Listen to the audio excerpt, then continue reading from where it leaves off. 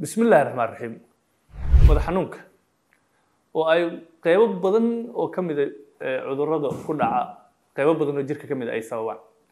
ayaa sidoo kale indhuhu waxay sababaan madax xanuun oo kala duwan oo aad u tiro badan waxa jiro cudur gaar ahaan aan dhahno astigmatism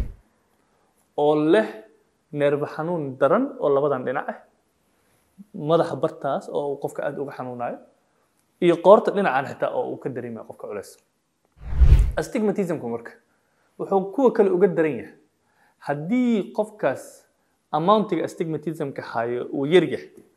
waxaa laga yaabaa xitaa indhihiisu aragtidiisu inay aad u fiican tahay oo uusan dareemaynin aragti yari indhaha la xiriirta uusan dareemaynin laakiinse uu leeyahay madax xanuunkaas aadka u daran marmarka qaar iftiinka uu dhibaayo ilin tiro badan oo uu isku arko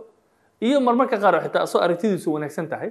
inuu arkaa meelaha qaar markuu fiirinayo inay marmarka qaar meelo kamid ah shucaac ku galaayo saas darteed haddaad qabto madax xanuun neerbayaashaan ah oo aad kugu soo laalaabto oo aad keeno xitaa marmarka qaar in nolosha sida kale xitaa qofka ay ku adkaato waxaan aad kugu wacyigelinaa inaad dhakhtarka indhaha kugu dhow aad baaritaan u raadsato si loo ogaado hadduu jiro astigmatism-kaas iyo haddii kale